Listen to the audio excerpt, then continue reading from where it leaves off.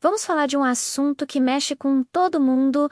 Corrupção no Brasil. Muita gente hoje em dia pensa que corrupção é sinônimo de um partido ou de um político específico, mas a verdade é bem mais antiga e complexa. Para entender de verdade o que acontece no nosso país, a gente precisa voltar no tempo. E não é pouco tempo não, são mais de 500 anos de história. A corrupção no Brasil não começou ontem, nem 10 anos atrás.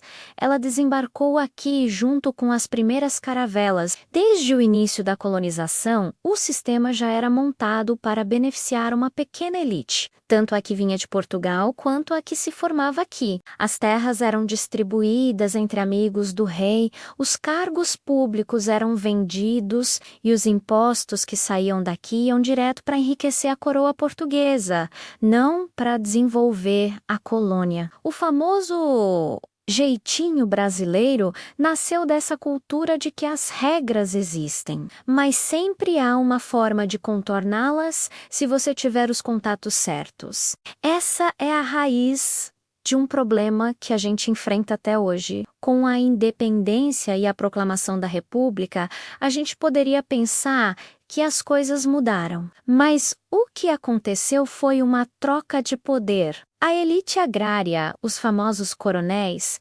assumiu o controle. Eles mandavam e desmandavam nas suas regiões, controlando votos e usando o dinheiro público para benefício próprio. A política do café com leite, onde São Paulo e Minas Gerais se revezavam no poder, é um exemplo claro de como os interesses de poucos se sobrepunham aos interesses da nação inteira. A corrupção era a regra do jogo, e quem não jogava ficava do fora. Avançando para o século XX, tivemos períodos de ditadura e redemocratização, mas em todos eles, escândalos de corrupção vieram à tona, envolvendo diferentes governos de diferentes espectros políticos. O que muda são os nomes, os partidos, os esquemas, mas a lógica de usar o Estado para enriquecimento pessoal e para manter o poder continua a mesma. É um ciclo vicioso que se alimenta da desigualdade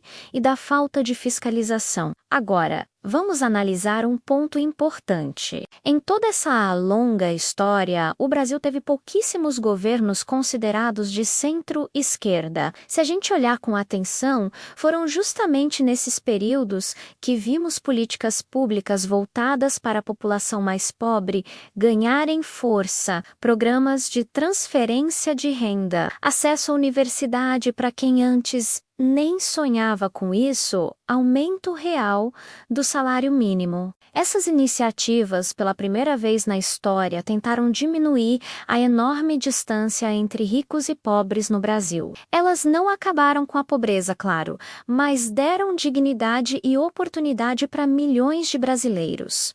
Por que isso é relevante? Porque mostra um contraste. Historicamente, os governos de direita e centro-direita no Brasil, com raras exceções, focaram em políticas que mantinham a estrutura social como ela estava. Favoreceram o grande capital, o agronegócio, o mercado financeiro, e muitas vezes implementaram políticas de austeridade que cortavam justamente os investimentos em áreas sociais como saúde e educação. O discurso é sempre o de responsabilidade fiscal, mas na prática, quem mais sente o aperto do cinto é sempre a população mais vulnerável. Parece que, para essa visão de mundo, a pobreza é um problema inevitável e não uma questão a ser resolvida com urgência. Quando a gente foca a corrupção apenas em um partido ou em um período recente,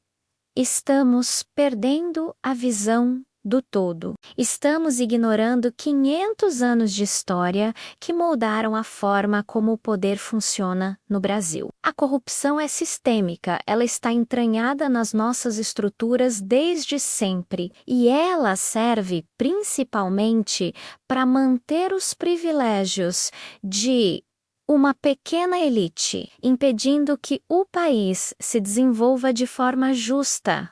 para todos. Então, da próxima vez que você ouvir alguém dizendo que a corrupção começou em 2003, lembre-se das capitanias hereditárias, dos coronéis, dos esquemas que atravessaram décadas e ditaduras. A luta contra a corrupção é fundamental, mas ela precisa ser uma luta contra um sistema, não contra um inimigo escolhido a dedo para servir a interesses políticos. E parte dessa luta é garantir que o Estado trabalhe para todos, especialmente para aqueles que sempre foram deixados para trás.